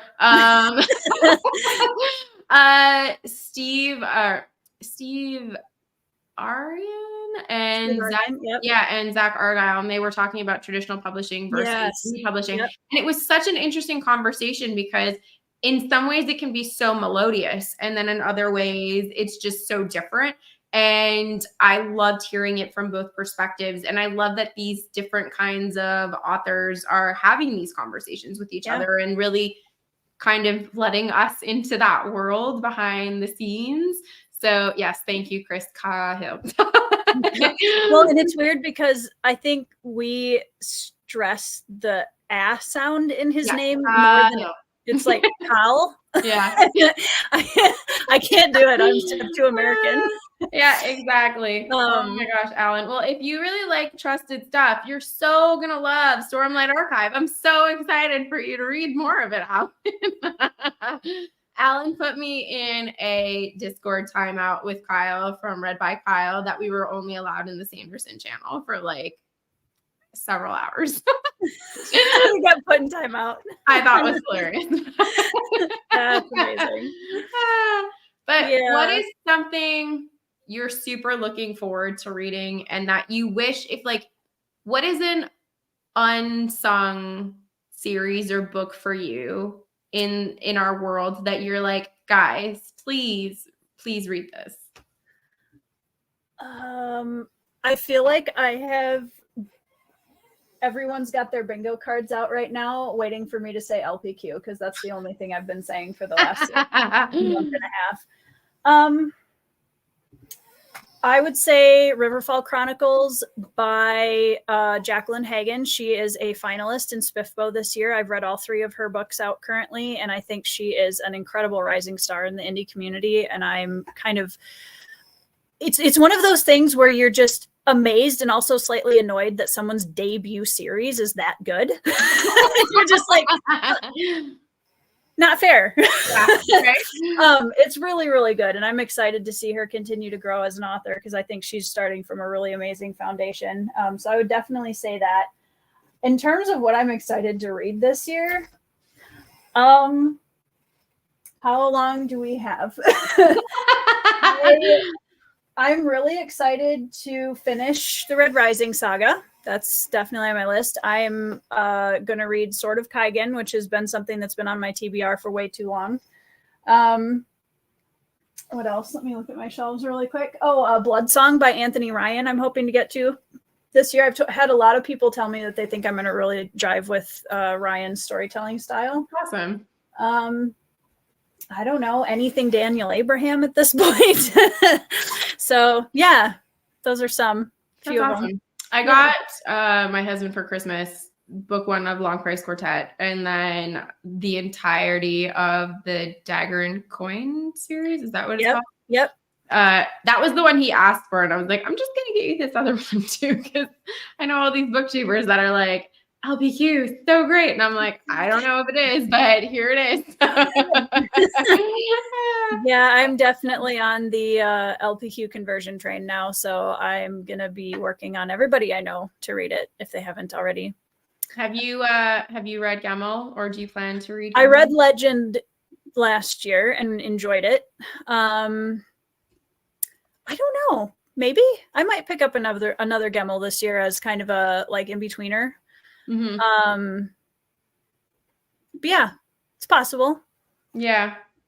Hello. I keep missing this comment. Hello. So earlier you mentioned that The Outsiders you think is one of the best adaptations. So yes. Do you have like a favorite? Is it The Outsiders, or is there one that's kind of close that you love as much? Oh, that's mean. It's not as mean as your questions that you. No, it's not. This is just my just desserts, honestly. I would say yes. I would say Outsiders is very high up on that list. Lord of the Rings is an obvious. Like, I would regret if I didn't say that. Do you have a favorite of the 3? Two Towers, hands down. Yep. Yeah. Helm's Deep is like one of my favorite battles in cinematic history. Okay. In terms of I think I would have to say the Rurouni Kenshin films are probably my favorite adaptations of all time. They're everything. I think they should be the gold standard for anime adaptations. That's awesome. So Omega Tech here has a question or a comment rather, that they would love to recommend Vinland Saga and Kingdom if you really liked Kenshin. Have you read anything in that realm? I have not. I have Vagabond, the first 3 volumes back here that I'm going to get to. I also have the first volume of Blade of the Immortal, which I'm going to try this year. Vinland Saga, I have to be in a very specific mood for like Nordic style stories at this point in my life. So it's not that I wouldn't enjoy it. Yeah. Alan. So I don't know. I may get to Vinland Saga at some point. I think I am still coming off of reading Shogun last year, and I just want like Asian inspired fantasy and Asian history fiction and all that kind of stuff right now. Yeah. But have you read Code of Kaigen then? I'm going to. I was hoping to read it in January. We'll see if I get that far. I'm trying to get through all my buddy reads and book club stuff. Yeah, I'm really excited about Vagabond because I think it literally picks up right after the ending of Shogun in terms of like historical setting. I think. Correct me if I'm wrong, chat, but I think. And then Kingdom, is that the one that's a K-drama now on Netflix? Yes. Or it's right after Sakigahara, yeah. Yeah, I heard there was a bit of a slog in Vinland Saga, and that made me a little nervous. Yeah, I have ADD. Like you got like really sell me through a slog. I feel like I don't know how I feel about slogs anymore because reading Stormlight Archive this year, I was like, everyone was warning me that there was a slog. I didn't really feel it the same way that other people did, but then I did feel it when I was reading Wheel of Time. So I feel like sometimes I can power through it and I'm like, oh, it's okay. And then other times, definitely relative, I think. I've got to tap out of that situation. Yeah. But yeah. Because you've read all 4 Stormlight. Yeah, because you finished Rhythm of War. I have, so yeah. What would you, if you were to rank the 4 of them, how would you rank them? 2, 3, 4, 1. Okay. Yeah, I think I am very much in the minority. Alan, you knew what you were signing up for when you logged into this chat. I don't know what you thought was going to happen. This is the most I've talked about Sanderson in a while, I think. But I'm in the minority, I believe, where I put Way of Kings at the bottom. Yeah. But it's really because the characters are so annoying in Way of Kings and they get so much better in the other ones. But I also feel like the payoff is just so much better once you've gotten through Way of Kings, that everything else kind of starts falling into place, that you're like, oh, okay, I get why this is taking as long as it's taking. And I feel like it was interesting because I hadn't read a series that long, just like in sheer number of pages. And it was waning on me in the first book. And then when we got into Words of Radiance, I was like, I see what he's doing now. And I'm okay with it. I'm here for it. Alan, you showed up about lots of other things. Yeah. Like we can talk about my asthma if you really want us to, but you know, that's okay. Well, and you also didn't answer the question of going into 2024, what you are really excited to read. I am super excited to get to Age of Madness. Really because everyone has told me that his female characters shine in Age of Madness. And I'm really excited to see that because he's obviously so good at character work. And we've seen that from the male perspective, that I'm really excited to see that from the female perspective. I am looking to possibly start Realm of the Elderlings soon, but I am a little worried about it. I don't do well with animal stuff. Like I don't do well with animal stuff. So I can read about people dying all the time. As soon as an animal like cuts themselves, I'm like, oh my God. Like I don't do well with it at all. So you're not alone. Yeah. I reached out to a few people that are really big into Realm of the Elderlings. And I'm like, am I going to be able to handle this? And they've told me that they think that I will. And my husband read the first book last year and says he thinks I'll be fine. So I'm wanting to, because everyone says that she's so amazing with character work, and I really want to experience that. So I'm like, I'm excited, but also nervously excited about starting it. Yeah. And then let me look at myself here. I really want to read The Book That Wouldn't Burn by Mark Lawrence. I'm looking forward to doing Lies of Loch Lamora and the Warlord Chronicles. Those are probably at the top of my list. I'm also supposed to be possibly doing a buddy read with Joanna for The Bone Clocks by David Mitchell, which was recommended to me by Jimmy. So I'm curious to read that because, again, going in completely blind, I know nothing about that book. And an author that I haven't read anything by before. So I think that that could be really fun and exciting. I also haven't read anything by Lawrence either. So I'm excited to do that. And I think other than Abercrombie, all of those authors I've read Bernard Cornwell before, but the rest of them are all new to me. So that's all exciting. I feel like. I want to read your book because I have your book. And it's queued up on my laptop because I am not a Kindle or tablet reader. I'm a laptop reader. So that is fair. But yeah, I'm wanting to read that too. I mean, Jimmy, that's fair.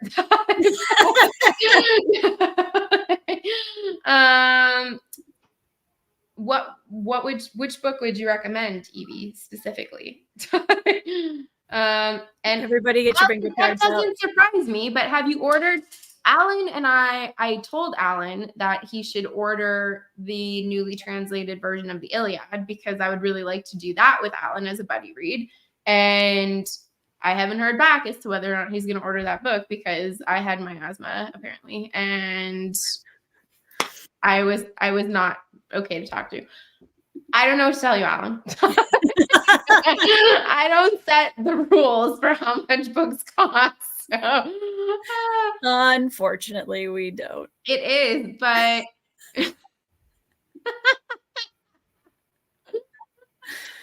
but I think there's just a lot of great books that I'm excited to read. And also this year, I'm looking forward to rereading. And that's something that I haven't done in a really long time. I am wanting to reread A Song of Ice and Fire this year, which I haven't touched since A Dance for Dragons came out. Or Dance with Dragons. I'm like, Dance with. Yeah, thank you. Yeah. I'm thinking of another thing and supplanting the name in. But I'm excited to do that because I haven't read them in so long. And last year I read Fire and Blood and I was like, oh, I like being back in this world again. And I really, really liked that. Evie, that's okay. Evie's been reading the Iliad, which is so fun because she sends me her feelings on each of the books. And I really love that. But yeah, it's just, there's so much to read. It's kind of annoying, actually. Yeah, there is so much to read. And this is one of the things I was saying to Joanna the other day, in that I like doing other things. What? And sometimes I have to remind myself that I'm allowed to do things other than read. So, I don't know that you are. I know, right? You kind of get locked into this one thing. But what would you say for you is a favorite hobby or pastime other than reading?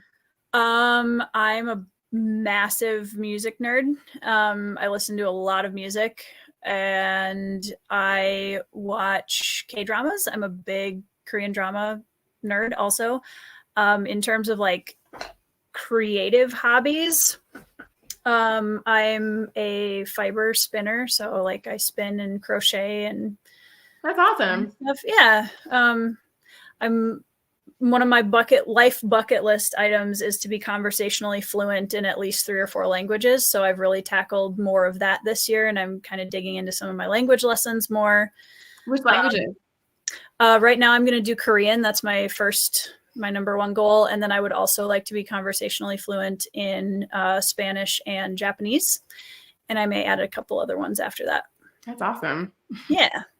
I think Alan might know Japanese. Yeah. I feel like it's Alan. Yeah, it's tough awesome when it's a language with Korean, and Korean is a lot easier than Japanese and certainly Mandarin. But the learning a completely new alphabet when you're late 20s, early 30s is kind of a trip. Yeah, it really, really is. My brother is actually in the process of learning Japanese right now because he got married this year and he and his wife want to go to Japan for their honeymoon. Cool. And we grew up in a bilingual place, French and English were the 2 spoken languages. He never wanted to learn French ever.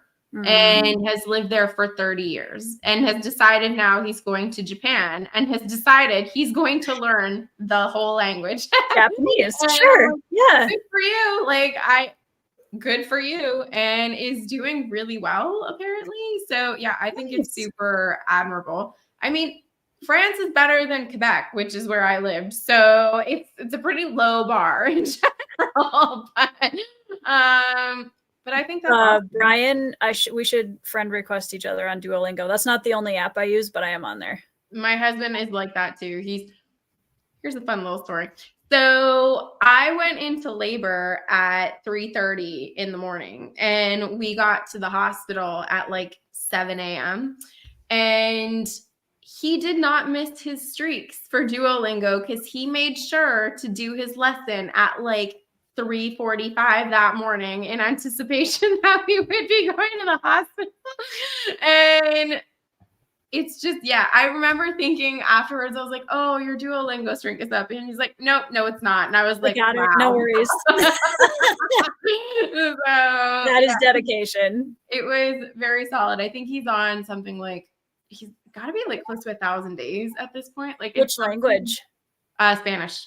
Spanish, nice. Yeah, he did Russian in college, but I feel like that's probably not the language that you want to really be advertising that you know right now. So, yeah, which is fine. But no, I think that's awesome that you're wanting to learn these languages, and I completely commend you, because learning any language, let alone a different like a different alphabet when you're older, is very difficult and very. It does help that because I've been so like immersed in the Korean music and drama world for the last 5 years, a lot of the pronunciation, the slang, the like context things, I kind of already have a good grasp of that. So now it's just, really cementing what I know and actually being able to speak sentences instead of just knowing a bunch of random words and the context in which they're used. Yeah, that's awesome. Yeah. I had that a little bit with Spanish, in that I watched this telenovela. And I was like, oh, I understand what's being said here. So that's really great. That's cool. It's very cool when you can like pick out bits as they're, Yeah. I love that. That would be my dream, would be to turn the subtitles off of a Korean drama. Isn't that so cool? I have to keep us posted with that, because I think that's so neat. I love language. I really, really do. I remember, because in my degrees, you had to learn all these ancient languages and all other kinds of stuff.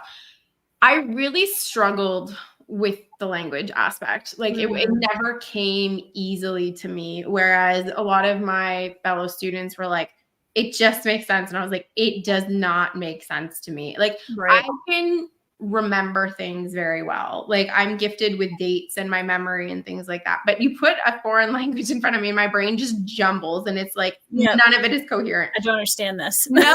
And then when I was studying Latin, I remember looking at it and going, huh? Like why, what is an ablative? Like what is an ablative? And then afterwards I learned German, because that was the next thing you had to do. And I remember sitting in German class and I was like, oh, this makes sense now. Now it's clicked, because I've gone back to this like horrendous language and it all makes sense. But exactly. Thank you, Alan. So it's one of those really interesting things with the brain, where like when you pick up language for the first time, it does make sense in Latin. And I know this is going to bother you so much. But it's so fascinating when your brain makes that connection and you're able to then understand a different language or read a different language and really just start to process it in a whole new way. It's so fascinating, especially if it's a root language in which it feeds into all these different other languages. So I think it's so cool. I love that you are doing that so much. I think that's great.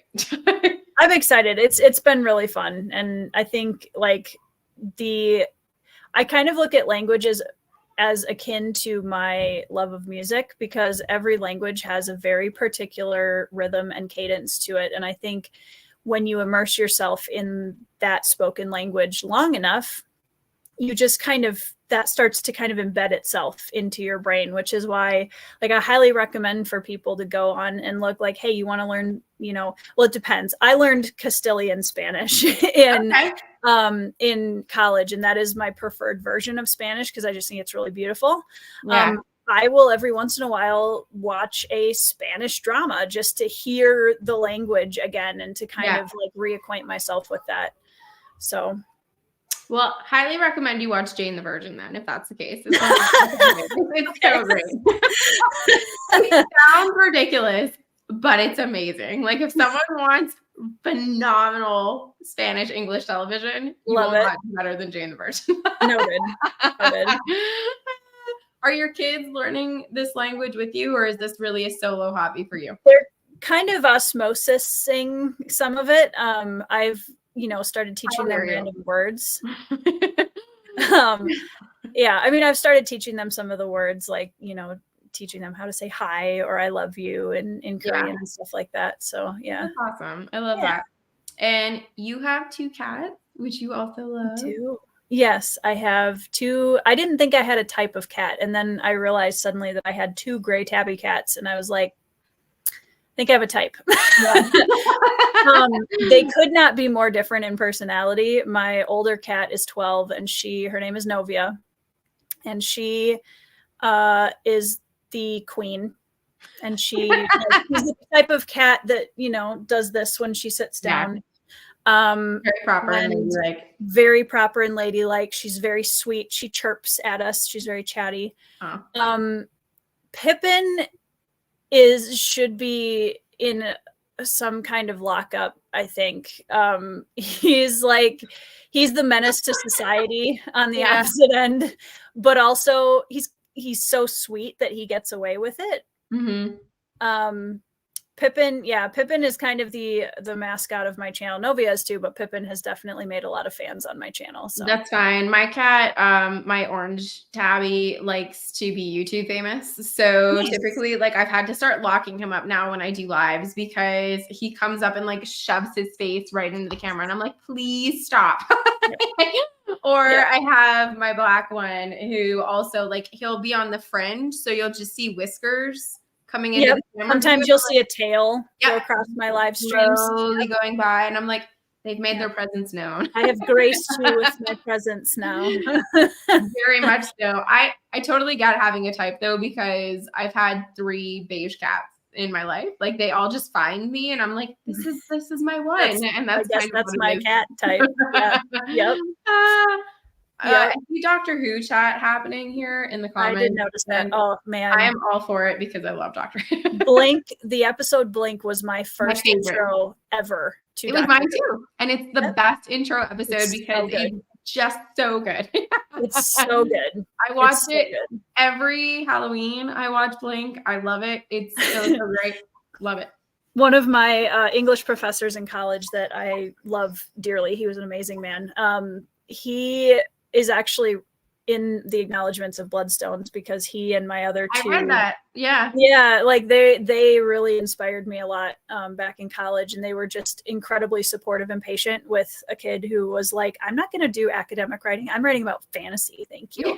And they were great. But I just mailed his book yesterday, actually, his copy of the book, and in it I did the Dear Dr. Hannah and the little thank you for blah blah blah, and at the very end of the dedication or my written note to him I put ...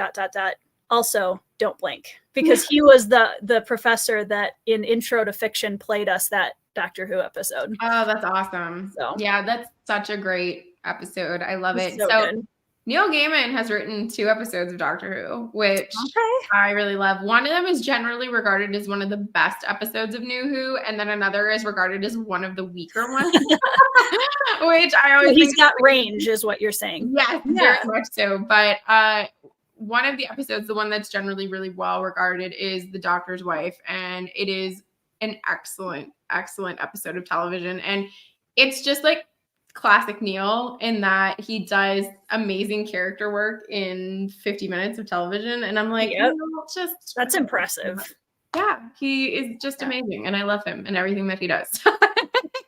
Bingo cards out. I've declared this on your channel and on my channel many times. If people are new here, I'm a Neil stan, like a hardcore Neil stan. Although, you know what I think is really funny about that is that if I remember correctly, your least favorite Gaiman book is my favorite Gaiman book. Neverwhere? Yep. Yeah. Yeah. I struggle with Neverwhere, and it's not that I didn't love it. I liked it. I didn't love it. But the thing that was weird about that book is that it was originally written for television, and then it became a book. So I found it a little bit clunky in that way. But Neil is just one of those people that if I could get into their brain space for a day and be like, how does this work? You know, and really try to see what clicks and how he comes up with these ideas and these stories. It's just one of those people that if I could have someone over for dinner, I would definitely want it to be Neil Gaiman, because I just feel like Neil is the type of writer that when I read his books, it makes me feel like a better person for having shared my time with him. And it's not to say that all of his books are really prophetic and life-changing in a really monumental way, but they all make me think. And I love that about them. And some of them are very humorous and make me think. Some of them are very strange, like Ocean at the End of the Lane, where when I got to the end of the book, I was like, what did I just read? But I love them all for that unique experience in which he makes me think after them. So yeah, I just love it. I have a question, because on the flip side of Neverwhere, I DNF'd American Gods. So please give me, as somebody who loves the book, I would love to hear your pitch on why you love it so much. I think American Gods is a phenomenal study in religion and in people. And I think it is a great example of a modern day zealot and modern day atheism meeting, and simultaneously the evolution of technology and how we devote our time. Because the overall concept is old gods are what we used to worship, but we have transitioned in that. And yeah, Joanna has DNF'd this too, and I've been very upset about it for a very long time. But it's how we devote our time, and now what we devote our time to. And that has transitioned from traditional worship in the deity sense to we worship technology. And he just is masterful with the way that he integrates different faiths, different religions, different narratives into each other. The story is a road trip through America in that you really feel like it's lived in, which was so interesting because each place that they go to has such a distinctive feel and distinctive voice. Each of the gods feels so unique. Their history is unique. Their person is unique. And it just felt so immersive that I loved it for all of those reasons. And as someone who really loves the study of religion and mythology in general, I loved trying to figure out who people were. So that for me was the really interesting part. When I read it the first time, I was like, oh, who's this person? Who's this person? Who's this person?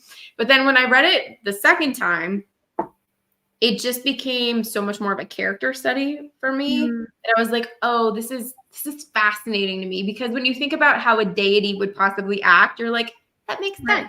Yeah. Like, they're not going to necessarily be this all loving person when they're a war god, you know, like that checks out. Yeah. For the decisions that they would make. So I loved it for all of those reasons. If it's not for you, it's not for you. I'm not gonna like begrudge you for not I was gonna say I'm like Joanna, where I tried it a very long time ago, so I don't know, would I have a different experience with it now? It's totally possible. Yeah, I mean, it's one of those things that I like to tell people. I mean, especially too now that you've read slower paced stories, because it's not a fast moving story. And I think people kind of get lost in that because it's not a very long book. They're like, oh, well, it should be moving a lot faster. And I'm like, except it's really a character driven book that takes you on a road trip. So it's not going to be that way. Well, at least they're traveling in a car or a vehicle instead of on foot. You are traveling in a car, very much so in a car. And at one point they travel on a plane. Love that. So, yep, we love that. There's definitely modern modes of transportation. So that's very good. But I just loved it because it was unlike anything I had ever read. Yeah. And I feel like that's still true. Like, I don't think I've ever read anything akin to American Gods, or it's just so unique in its voice, in its presence, in its storytelling. All of it was so special. And I feel like we have all these modern mythological retellings, and I'm fine with them happening. Like, I loved Cersei so much. People know about it if they've been on the channel. I rave about Cersei all the time. But I feel like Neil really is the master of mythological retellings, because the Norse mythology book is excellent. Yeah, and I have that one. Yeah, and this is just a different way of approaching a mythological retelling. Sure. Right? And that he's blended all these different cultures and faiths and people, and it's brilliant. Yeah. To me, it's brilliant. So yeah. I love it. Yeah. I might I might try it again at some point. I don't know. Because I've read I've read Stardust, I've read Neverwhere, I've read Ocean at the End of the Lane, which is my husband's favorite Gaiman book. I'm trying to think what else I have. I have is it a Nancy Boys? Nancy Boys. Have you read it? No, I have not. Oh, it's so fun. I have it. So yeah, like I haven't read Gaiman for quite a long time, actually. I'd like to read another of his books at some point soon. Again, it's on the TBR. It's always on the TBR. But if you do read a Nancy Boys, it is unlike pretty much any of his other books, and that it's very humorous. It's most akin to Good Omens for me out of all of his books. So if you like Good Omens, chances are you will like Nancy Boys. Because it's just witty and humorous and fun and nonsensical. And I loved that about it so much, which is funny because a lot of people view it as the sequel to American Gods. And I'm like, tonally, they could not be more different. So I enjoy that so much. It's like if you watched the show Wednesday on it's like Wednesday and Enid. Like, these are basically American Gods and a Nancy Boys together. Love that. And I love it so much. I'm like, it's perfect. I was surprised, speaking of Wednesday, I was actually surprised how much I enjoyed that show. Me too. I really loved it. Yeah, I was a little, I don't want to say taken aback, but it was when they cast Catherine Zeta-Jones as Morticia, because in my brain, I'm like, oh, Angelica Houston is Morticia Adams. Like, there is no one else. You know? And then Christina Ricci in my brain is Wednesday. Setting her camp on fire and all that kind of stuff. I'm like, I love the movies from the 90s. But then I went back and this was going to be my first booktube discussion, but then I chose not to do it. But I actually wrote a script for it, which was really interesting. And that I went back because a lot of people were complaining that the Adams themselves didn't look like what they should. And I was like, the Adams is actually based on a comic. And a lot of people don't know that. And they actually did a phenomenal job of making them look like they were from the comic and not the show from the 90s. Yeah. And I did a whole thing of researching it and kind of like went through the evolution of the Addams family and like how they changed over time and all kinds of stuff. And it was really fun and interesting. And then I was like, I don't know why I never got around to recording it. Instead, my first video was Mistborn. And I was like, well, I'll just. You should, though. You should. I would watch that. I'll probably do it for the second season when it comes out. So I feel like if I were to start talking about it right now, people would be like, why are we talking about Wednesday? People have really short attention spans. Exactly. It's our TikTok and YouTube short age, but I love that kind of stuff. I like doing research. So I probably will talk about it. All right, T, you and Tori have convinced me. I will do it. You'll have 2 views at least. Exactly. But you guys will leave fun comments, and that's all that matters. Yeah. But yeah, no, I really did enjoy it. And I'm I'm excited to see where they continue to go in that universe, because I will say I really enjoyed it. I think they did a phenomenal job overall, but I think Jenna Ortega just absolutely sold the heck out of that show. It's so good. It was so good. And I think like taking on a iconic role like that has got to be such a tough pressure. I mean, I can't even imagine. So the fact that she did it, she made it her own thing while still paying a lot of homage to, you know, predecessors. I thought that she just really was shining star of that show, which was good because she was supposed to be. Yeah, exactly. I mean, as Britton said, the dance scene was so funny. It was so good. Greatly enjoyed it. Apparently she came up with the whole thing herself, which I thought was amazing. So I highly enjoyed it. I was watching the Emmys a couple nights ago, and it kind of reminded me, I love TV. I know a lot of people in the book space are like, I don't watch TV. I am not that person. I'm like, I will watch pretty much anything. So, it just reminded me of like all these great stories that are being told now in different visual mediums and stuff like that. And it's been fun to see when we get really good adaptations, because I do consider Wednesday to be an adaptation, because it is. And I'm hoping we get more good ones. I'm very hopeful. I'm feeling very positive in general about the anime live adaptations in particular, because Kenshin was kind of a comparatively to a lot of the other ones that had come out, Kenshin was just in its complete own league. And I was like, man, where have these adaptations been all my life? And I feel like, again, as we talked about on the One Piece episode, not being someone who has a history with the manga or the anime, I still felt like just the quality in general of the live adaptation of One Piece was really well done. So I feel optimistic that people are taking it more seriously now. Yeah, I hope so. And that's exciting. Yeah, Good Omens season 3, I'm so excited. And Sandman season 2, Sandman season 1, they did an excellent job. Gaiman adaptations, for the most part, I'm like pretty sold on. But I'm curious to see how Avatar turns out. I think it comes out next month. I have no connection to Avatar whatsoever. So my stakes, once again, are very low in that, similar to One Piece, but I will watch it. But one that I'm really curious about watching, that I've been seeing positive things for, is the Percy Jackson adaptation. And that's just, I haven't read those books. I was kind of waiting to read them till my daughter was old enough to understand. But because it's mythological stuff, I'm interested. But I've heard really, really great things. So I'm excited to see that for sure. Yeah, I have not read any of the Percy Jackson books. I tried reading the first one, I think, a while back. But I have like zero connection at all to it. So yeah.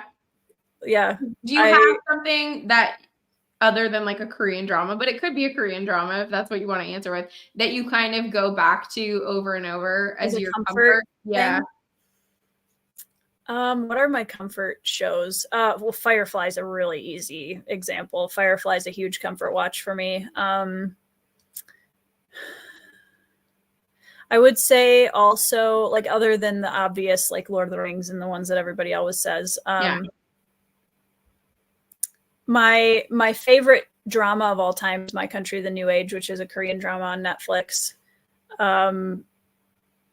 Films. This is kind of one that a lot of people wouldn't guess, actually, but one of my comfort films is also Pearl Harbor. Okay. I have weird, anytime people are like, what's a comfort read or watch for you? I'm like, this is going to tell you a lot about me as a person. But part of that was because my grandfather is like a history, like, aficionado, and he's one of the world's leading experts on the Minnesota involvement in the Civil War. Right, I remember you mentioning that. Yeah, and I grew up listening to World War II and Civil War stories, like, constantly, because my grandpa knew so many people who fought in, World War II, and we had the family history back to the Civil War. So to me, that has a nostalgia to it that I think that's what that taps into. Yeah. Forrest Gump is also a really good movie. Yeah, it is a good one. But yeah. Yeah, Pearl Harbor isn't on my list for me personally, but I love that you love it. Yes. Lately, my big one has been the Julia Child show on HBO Max. If anyone's love watched that for you. Yeah, I love it so much. And it was canceled last week, so I'm like devastated. No. But I like even the actual Julia Child French chef, like I'll put that on sometimes in the background and I'm like, yeah. It just anything that kind of feels cozy. Yeah. Which is funny because cozy fantasy and I are like not super into it, but like cozy cooking stuff, I'm like, yes. Yeah. One of my favorite cooking shows ever is MasterChef Junior. Love MasterChef Junior. Love that show. So fun. It's adorable. It is adorable. I love that too. Like who knew all you had to do was put Gordon Ramsay in a group full of children and all of a sudden he's the nicest human ever. I know. It's like Jekyll and Hyde. It's so shocking. I remember the first time I saw it, I was like, what's happening? Who is this person? Yeah. I had a morbid curiosity. I was like, how is he going to be with children? And turned it on. And I was like, oh, he's actually delightful with children. Great. Yeah. That's funny. So to wrap up our wonderful conversation, Tori, is there something about you that people don't know that you love and you would love for people to know about you?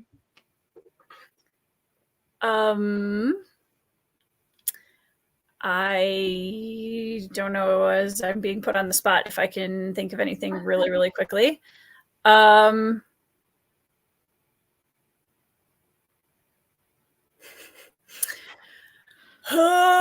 Pressure.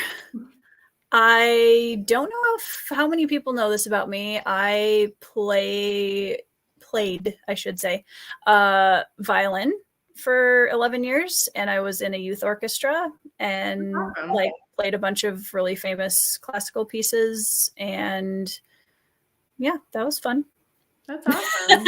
That's like the only thing I can think of off the top of my head right now. It's the bill for you loving music and meeting your husband at choir camp and all that fun stuff. So that makes perfect sense. And you're still involved in choir, aren't you?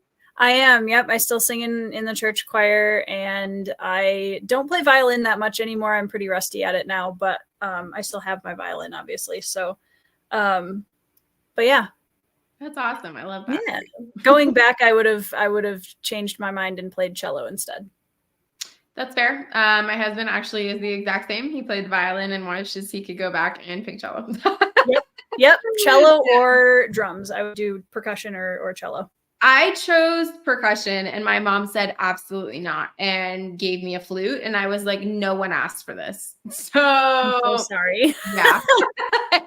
Like, honestly, even if they would have told me no to percussion, I probably would have chosen the oboe because I think the oboe is really great. Oboes are cool. My school didn't have string instruments. We had everything but string. So had we had string, I probably would have gone for the violin. I mean, in fairness, handing very fragile stringed instruments to a bunch of junior and high school students would be very dangerous. The flute can be amazing, Evie. It just wasn't my choice. It was my mother's choice. Yeah.